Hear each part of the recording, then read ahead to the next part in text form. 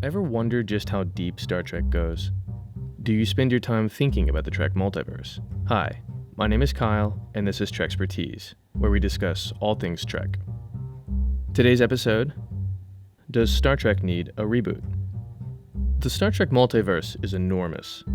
Not as enormous as the real universe we find ourselves in. I have it on good authority that for real space is big, really big. You just won't believe how vastly, hugely, mind-bogglingly big it is. But for a television and movie franchise, it's very large and operates on a pretty intense level of continuity. Star Trek has been on the air since 1966, nearly 50 years, and includes well over 700 episodes, 30 seasons of television, and 12 movies, with a 13th on the way. In all that material, the men, women, transgendered people, uncategorizable entities, and general aliens of Starfleet have accumulated a few inconsistencies and a smattering of otherwise ridiculous concepts that are now cemented in Trek canon. Does this ruin Star Trek? Is it worth continuing to play in the Star Trek multiverse despite these issues? Or should the whole thing be rebooted? To discuss this topic, here are two notable examples of Star Trek dealing with its own accumulated history and actually avoiding the need for a reset. The first example concerns how Trek has corrected itself previously, and the second example is a look at a future opportunity for dealing with Trek's sometimes bizarre in-universe history. Number 1. The successful example. All humanoid races in Star Trek have the same origin. In a Next Generation episode called The Chase, it is revealed that the source of all humanoid life in the galaxy comes from an ancient race of aliens that existed 4.5 billion with a B years ago. These aliens struck out into the galaxy and found it lonely and devoid of intelligent life. So they decided to seed it with some sort of genetic precursor material that would direct the evolution of life towards the humanoid form. Earth, Vulcan, Kronos, many worlds in Star Trek supposedly received this treatment. It is a fair assumption that any humanoid species one may encounter in the Trek multiverse results from this generous genetic colonization. This is an interesting solution to a creative problem for Star Trek. Budgetary constraints mostly prevented the franchise early on from any realistic depiction of alien life. So, it was cheaper, faster, and especially more convenient to Star Trek's purposes of narrative to depict humanoid aliens. How else can we talk about racism in our own society, for example, without objectively referring to some human-like being that an audience can identify with? However, if you know anything about biological evolution, even the slightest bit, even accidentally, you know that the idea of different evolutionary branches all leading to the humanoid form is hogwash, gibberish. Aliens will not look like us. We know this now more than ever scientifically, because of advances in thinking concerning exobiology, astronomy, and many other sciences touched by the exploration of space over the last 50 years. Just looking at Kepler data alone has changed our understanding of the habitability of a world. But certainly TV audiences are more aware now than they ever were in the 1960s of these changes, when humanoid aliens may have felt realistic, when general Americans found themselves to be at the pinnacle of the natural world through an inherent progression of forms from least complex to most. Yet, an evolutionary scheme where humans are invariably on top is an incorrect interpretation of how evolution works, built upon a child's understanding of biological evolution. It simply does not work this way. Humans are not special, unique snowflakes in the care of a special evolutionary paradigm built just for them. We are cool, no doubt, and evolution produced us this way, but there was no pre-planning going on. Evolution is a long-term process with short-sighted goals. So, this clever creative workaround with the Star Trek founder race solves the humanoid alien improbability problem, and, at the same time, fits in perfectly with Trek's overall social theme, that all the different human groups of Earth are one family, one race, and one species. For those people out there clamoring for a Trek reboot, never forget that a little creativity can go a long way. The founder race solution is perfectly compatible with Trek canon and, mostly, somewhat compatible with a more modern scientific understanding of evolution. As far as this point is concerned, no reboot is necessary. Number 2.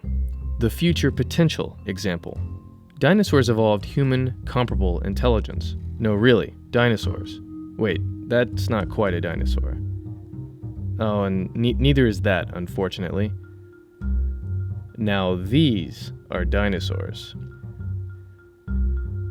So, in Star Trek, it is revealed that an offshoot species of dinosaur, specifically the hadrosaur, evolved intelligence on Earth and left to go out into space at some point deep in Earth's past. The species is the Voth, and this odd historical circumstance is revealed in the Voyager episode Distant Origin.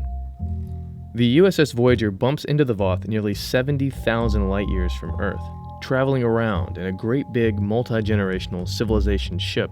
Now, this sounds a bit ridiculous, but if you start to think about deep evolutionary time, and the smaller length of time humanity has managed to evolve its own intelligence, it isn't completely impossible, evolutionarily speaking.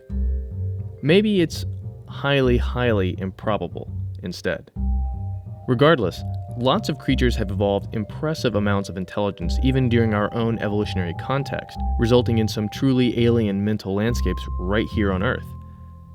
Anyway, this episode deals with science versus religion, to a degree, as the Voth subscribe to a perspective of their origins called doctrine, which excludes the idea of a planetary origin entirely. A Voth scientist discovers that they may be from Earth after all. The scientist in question gets called out by supporters of doctrine. Religious suppression, comparison hijinks ensue.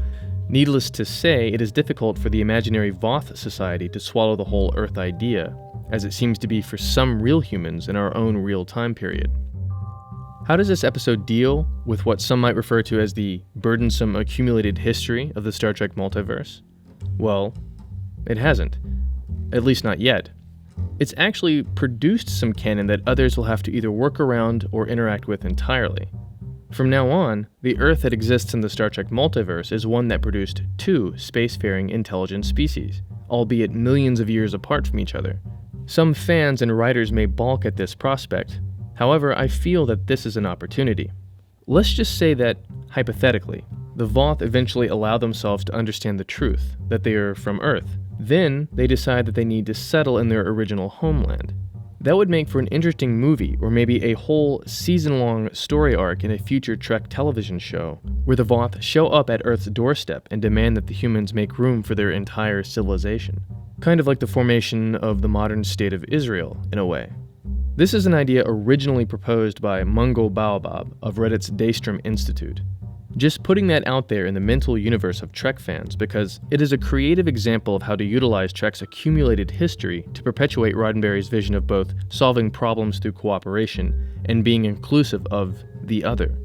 Besides, it'll be a compelling reason to stick Patrick Stewart back in a Starfleet uniform, because let's face it, only Jean-Luc Picard could negotiate through such a potentially tense situation like that, a situation that has been dealt with before in science fiction. For the minority of Trek fans clamoring for a reboot, know that reboots aren't necessary, but creativity is definitely warranted to maintain in-universe coherence.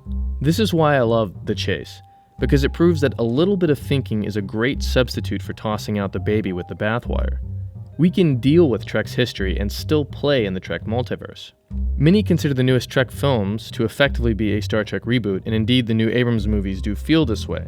So much so that it has created an ongoing division among Trek fans, probably the largest such rift among the fandom in the history of the Star Trek franchise.